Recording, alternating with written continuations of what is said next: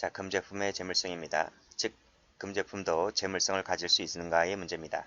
자, 금제품은 소유나 소지가 금지되어 있는 것을 말하게 되는데 종류로서 절대적이고 상대적이 있습니다. 절대적은 소유와 소지가 모두 금지된 것을 말해요. 대표적인 것으로서 위조통화, 그리고 위조유가증권, 아편, 흡식계 등이 있습니다. 자, 상대적은 소지, 즉 점유만 금지된 것을 말해요. 소유는 할 수 있다는 겁니다. 소유는 할 수가 있지만 소지만 금지된 것, 무기가 그렇죠. 자, 여기서 이 절대적이든 상대적이든 훔쳐오면 절도가 될 수 있을까? 판례가 있는데요. 판례는 이 절대적 금제품 관련해서 판례가 있습니다. 판례는 뭐라고 하냐면 이것도 훔쳐오면 안 된다는 거예요. 이것도 훔쳐오면 절도죄로 처리하겠다는 것이죠. 절대적 금제품을 절도죄의 객체로 보고 있기 때문에 상대적은 두 말할 나위도 없는 거죠. 이것도 당연히 절도죄의 객체가 된다 라고 하는 것입니다. 이 부분은 판례가 없지만 당연히 그렇게 해석할 수 있는 것이죠. 학자들은 그렇게 봅니다. 자, 그러면 판례를 봅니다. 자, 스키장 리프트 탑승권 사건 엄청 중요한 판례죠. 여기서 꺽쇠 2번을 보면 자, 위조 동그라미, 그리고 유가증권이죠. 유가증권 동그라미. 그래서 위조 유가증권은 자, 올라갑니다. 여기서 뭐라 했습니까? 위조 통화는 절대적 금제품이라 그랬죠. 당연히 위조 유가증권도 똑같이 절대적 금제품이 됩니다. 자, 그래서 2번에서 마지막 줄 몰수되기까지는 그 소지자의 점유를 보호해야 하기 때문에 이것도 훔쳐오면 절도죄로 처리하겠다는 것이 판례입니다. 자, 됐죠? 올라가 보면 꺽쇠 1번을 보면 회원형 리프트 탑승권 그랬는데 이 리프트 탑승권이 바로 뭐냐면 유가증권입니다. 유가증권인데 이 리프트 탑승권이 위조가 됐다는 거예요. 그래서 위조된 리프트 탑승권인데 이것을 권한 없이 발매기로 임의 조작하게 되면 이것이 위조가 되는 것이고요. 그래서 위조 유가증권을 어디입니까? 이 스키장 관리자의 동의 없이 함부로 뜯어가면 이 자체가 절도가 된다는 얘기죠. 그 사례가 바로 3번입니다. 자, 3번을 보면 3번 보기 전에 올라가서 사실관계 읽어볼까요? 자, 무주 리조트입니다. 무주 리조트 전산팀에 근무하는 갑은 판매 목적으로 권한 없이 리프트 탑승권 발매기를 임의 조작하였다. 이 임의 조작이 바로 위조입니다. 위조. 그래서 유가증권을 위조한 거예요. 유가증권 위조죄가 일단 성립하게 됐습니다. 자, 이 리프트 탑승권 1700장을 부정 발급하였다. 이 부정 발급한 것이 뭐죠? 부정 발급하여 취득했다, 뜯어갔다는 얘기입니다. 이것이 이제 절도가 되는 거예요. 절도. 됐죠? 그래서 이 꺽쇠 2번에서 위조된 리프트 탑승권도 절도죄가 되는 것이다. 그렇죠? 그리고 이걸 판매했죠? 판매한 것은 이 행사죄, 위조된 유가증권을 판매한 것은 유가증권 위조죄의 동행사죄가 되는 거죠. 행사죄로 처리를 합니다. 됐어요? 동행사죄가 됩니다. 자, 꺽쇠 3번 가볼게요. 자, 방금 읽었죠? 갑이 전원을 켠 후에 날짜를 입력해서 화면이 나타나면 전산실의 테스트 카드를 사용하여 한 장씩 찍어 나오는 탑승권을 빼내어 가는 방법으로 발급 취득한 사실이 인정된다. 지금 방금 사실관계 읽었던 그대로입니다. 그래서 이 위조된 탑승권이 갑이 이를 뜯어가기 전까지는 누구 소유 점유하에 있다? 그렇죠. 무주 리조트 소유가 되고 무주 리조트 점유하에 있는 것인데 그걸 뜯어갔으니까 자기 소유 자기 점유로 옮겼다는 거죠. 이것이 바로 뭐가 되는 거예요? 절도가 되는 거예요. 절도. 말씀드렸듯이 지금 위조하는 과정 나와 있죠. 날짜 입력하고 그치? 이런 것이 이제 위조가 되는 것이고요. 그리고 뜯어가는 것이 절도가 되는 것이고요. 그리고 이제 위조된 탑승권을 판매한 것이 행사가 되는 겁니다. 행사, 판매가 행사죄가 되는 것이다. 그래서 죄가 몇 개? 3개가 되는 거예요. 그래서 밑에 쭉 내려와 보면 갑의 주책은 절도 하나, 위조 하나, 행사죄 하나, 죄가 3가지 모두 다 성립하기 때문에 경합범이다. 이거예요. 자, 이걸 어떻게 했습니까? 이것을 그 정을 잘 알고 있는 을에게 판매한 거죠. 을은 이것을 알고 이 위조 리프트 탑승권을 구매를 한 거잖아요. 그치? 이 사람은 무슨 얘기가 될 것 같아요? 이 사람은 작물이죠. 이 부정하게 만들어진 이 위조 유가증권은 작물입니다. 작물임을 알고 취득한 것이기 때문에 작물 취득죄가 됩니다. 자, 그 얘기가 꺽쇠 4번 나와 있어요. 자, 위조 윤리푸드 탑승권을 을이 갑으로부터 이를 매수하였다면 이 매수가 바로 뭡니까? 작물취득죄가 된다는 내용의 판례입니다. 자, 꺽쇠 1번, 2번, 3번, 4번 전부 다 숙지를 해두세요. 중요한 판례입니다. 자, 다음 페이지 가보죠. 이제 재물은 끝났습니다. 이제 재물의 개념은 끝났고 지금부터는 재산상 이익 관련해서 볼 겁니다. 재산상 이익은 재물 이외의 일체적 같이 나가는 것은 재산상 이익이라 하죠. 이 이익에는 적극적, 소극적, 영구적, 일시적 모두 포함됩니다. 예를 한번 들어볼까요? 채권 취득했다든지 무상의 노무 제공을 받았다든지 그리고 소극적 이익이라고 하는 것은 부채를 탕감시켰다든지 부채를 탕감시켰단 말은 그 부채만큼의 내가 이익을 얻었다는 거잖아요. 그래서 이것도 재산상 이익이 될 수 있습니다. 채무를 면제받았다든지 또는 연기를 받았다든지 연기된 만큼의 이익을 누리고 있는 거잖아요. 이런 것들이 전부 다 재산상 이익의 사례가 됩니다. 자, 성질을 보시게 되면 법률적, 경제적 재산설도 있고 법률적 재산설도 있어요. 자, 근데 우리 학자들은 다수설은 법률적, 경제적 재산설을 취하고 있지만 우리 판례는요. 판례는 경제적 재산설을 취하고 있다는 것을 알아두셔야 됩니다. 여러분들은 2번을 체크하세요. 이 경제적 재산설은 법적 측면은 전혀 고려하지 않습니다. 오로지 경제적 가치만을 가지고 경제적 이익만을 가지고 이 재산상 이익을 판단하는 견해가 경제적 재산설이다 하는 것이고 이 입장이 우리 재산제에서 처음부터 끝까지 우리 판례는 이 경제적 재산설 입장에서 판시하고 있습니다. 자, 화대 아시죠? 화대. 성매매 대가를 말합니다. 그리고 정보살인의 대가 이런 것 자체는 법적 측면은 보호받지 못하지 않습니까? 그렇지만은 이 자체가 화대라든지 대가라든지 이 자체가 경제적 가치는 갖고 있기 때문에 이 자체만으로도 경제적 재산설 입장에서는 재산상 이익이 된다는 것이 우리 판례 입장이 되는 거예요. 자, 판례 봅니다. 판례 여기 보시면 화대 사건 나와 있죠? 여기 이 꺽쇠 2번을 가보시면 자, 재산상 이익이 반드시 사법상 보호된다. 사법상 보호될 필요는 없다는 거죠. 그 말은 아하, 법률적 재산설은 아니구나. 그렇죠? 부녀가 금품 등을 받을 것을 전제로 성행위를 했다 했을 때 그 대가는 대가 동그라미. 이 대가는 법적으로는 보호받지 못한다 손치더라도 경제적 교환 가치는 갖고 있는 것이기 때문에 이 자체가 경제적 이익이 되는 것이다. 라고 봤습니다. 그래서 자, 여기서 성행위도 같이 동그라미 쳐보세요. 성행위 대가를 말하고 있는 겁니다. 이걸 한마디로 화대라고 하는 거예요.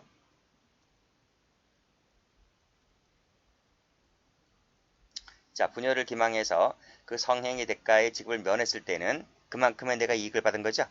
그래서 이것은 사기죄가 된다는 내용의 판례입니다. 자, 됐고.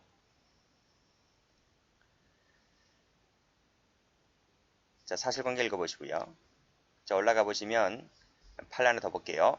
자, 강도죄는 전 시간에 설명드렸습니다. 객체가 재물도 있고 재산상 이익도 있습니다. 그래서 강도죄는 재물죄이자 이득죄가 되는 겁니다. 그 중에서 이 이익을 설명하고 있는 것인데, 자, 이 이익은 반드시 사법상 유효한 재산상 이익만을 의미하는 것이 아니다. 반드시 사법상 유효할 필요가 없다는 겁니다. 여기서 말씀드렸듯이 뭐다? 법률적 재산설은 아니구나 라고 하는 것을 설명해주고 있는 거예요. 외견상 봤을 때 이익을 얻을 것이라고 인정할 수 있는 관계만 되면 이것도 이익으로 쳐주겠다는 내용의 판례입니다. 이 판례를 얘기하고 있는 것은 아하, 우리 판례가 경제적 재산설을 취하고 있구나 라고 하는 것을 암시하고 있는 거예요. 자, 됐습니다. 이제 끝났고요. 이제 점유를 가봅니다. 점유라는 말의 의미는 재물에 대한 사실상의 지배 상태를 말합니다. 사실상 판단이지 법적인 판단이 아닙니다. 법적 개념이 아니다. 그 점에서 민법과 다릅니다. 자, 판례 보죠. 우리 판례도 점유라고 하는 말의 의미는 사실상의 관계다. 사실상 동그라미. 그 사실상이 뭔지는 이제 뒤에 나옵니다. 민법상의 점유와 일치하는 개념이 아닌 거죠. 자, 기능을 볼까요? 이 점유의 기능은 보호의 객체로서의 기능이 있고 행위 주체로서의 기능이 있고 행위 객체로서의 기능이 있습니다. 이 자체가 뭐 시험 나오진 않습니다. 자, 그러면 여기서 노트를 한번 펴볼게요. 자, 노트를 펴보면 점유 여기 기능 나와 있죠? 나와 있습니다. 자, 이거 한번 보세요. 자, 이 물건이 지금 A라는 사람에게 가 있어요. 자, 그 A는 타인입니다. 그리고 타인이 지금 점유하고 있는 겁니다. 내가 이 물건을 이 A의 의사에 반하여, 이 반자 아시죠? 거스를 반자입니다. 이 A의 의사에 반하여 이 물건을 훔쳐옵니다.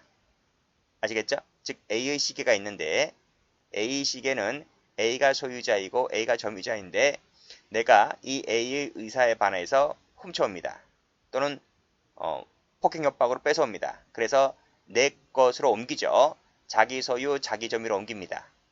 이것을 우리가 탈취죄라 합니다. 탈취죄. 여기 나오죠. 탈취죄. 이것을 의사에 반해서 뺏어오는 것을 우리 전 시간에 설명드렸잖아요. 탈취죄. 탈취죄인데 그 탈취죄의 예가 바로 절도이고 강도다라고 말씀드린 바가 있습니다. 됐어요? 됐어요.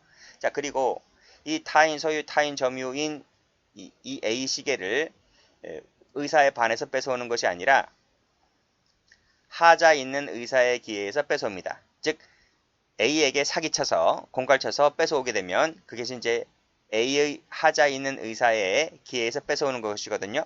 역시 자기 소유, 자기 점유로 옮깁니다. 이것을 우리가 편취를 합니다. 편취. 그 편취죄의 대표적인 것이 사기 공갈이라고 말씀드렸잖아요. 그렇죠?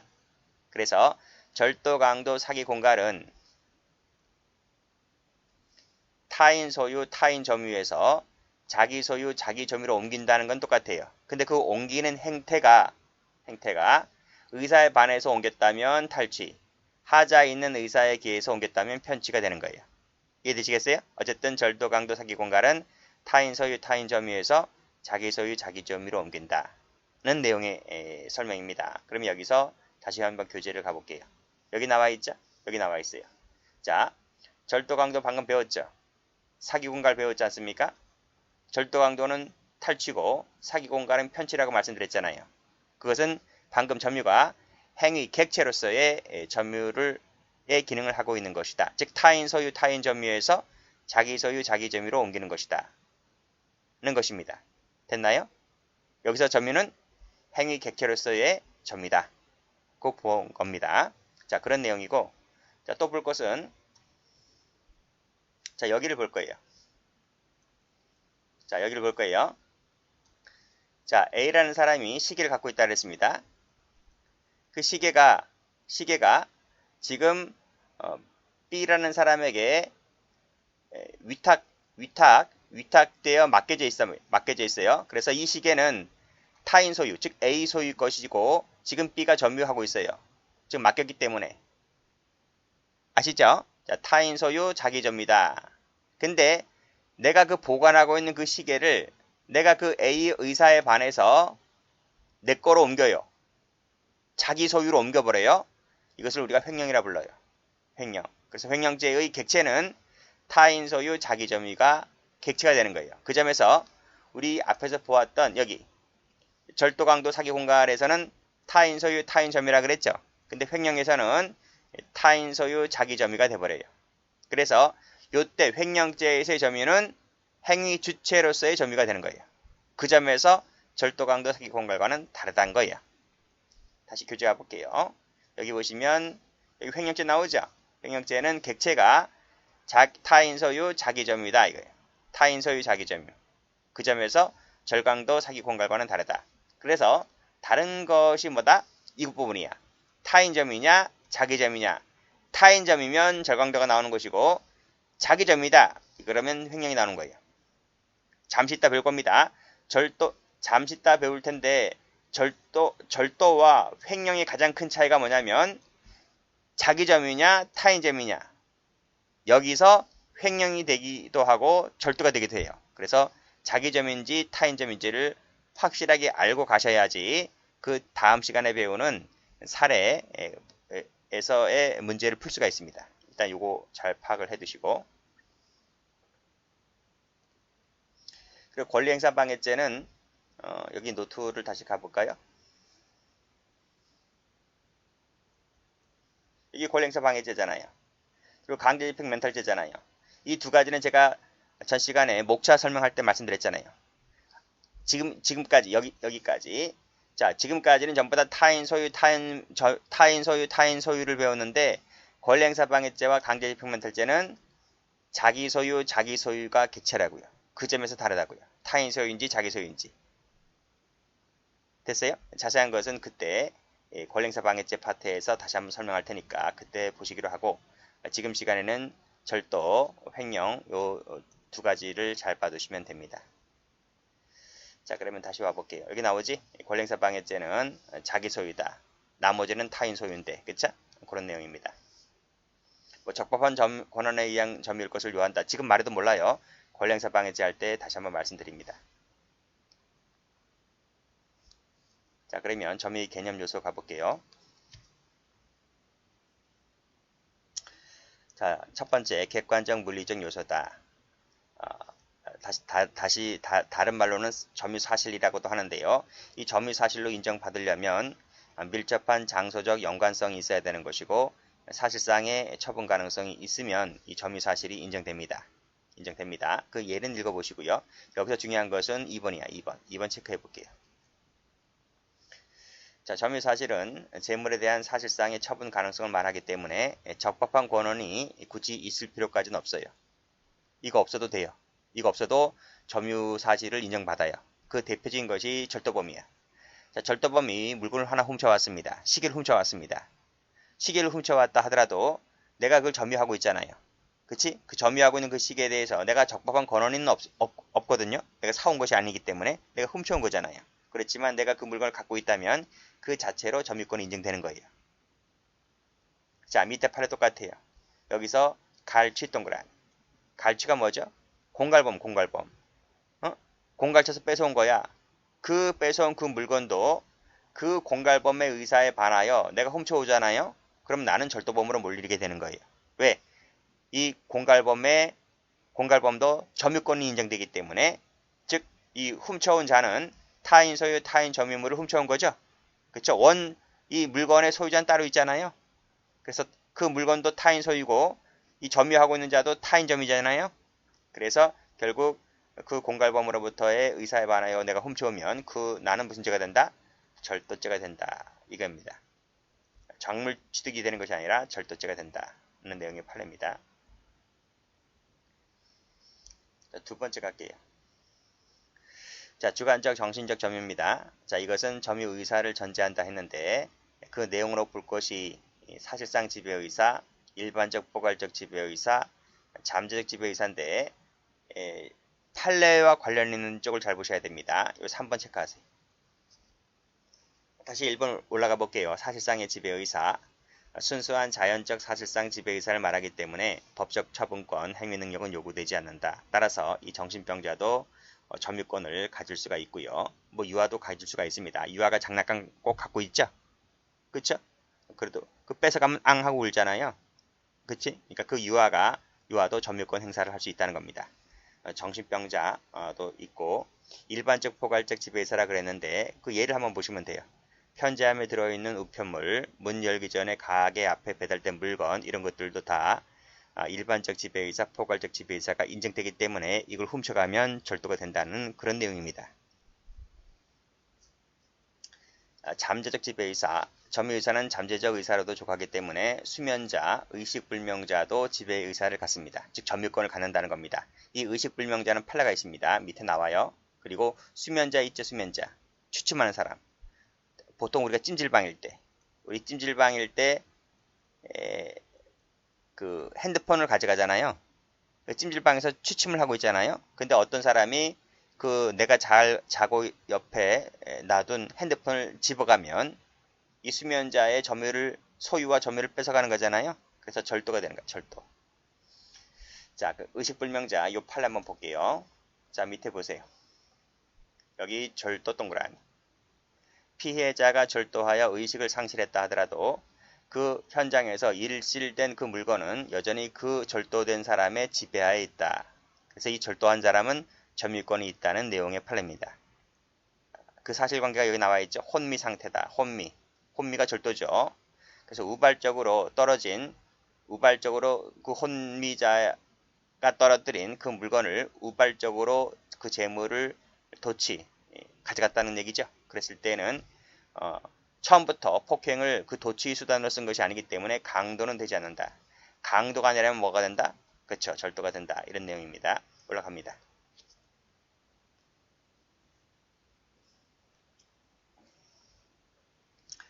갑은 노상에서 통행인 을과 언쟁 중에 주먹으로 가격한 결과 절도하였다. 절도자죠. 그리고 지면에 손목시계가 떨어져 있잖아요. 이 떨어져 있는 시계는 누구 점이야? 그 절도자의 점유가 되는 거예요. 이 손목시계는 이 을의 소유이고 을의 점유권이 있는 거예요. 이것을 주워들고 갔다. 무슨 죄? 점유이탈물 횡령이 되는 것이 아니라 여기서 절도가 되는 거예요. 절도.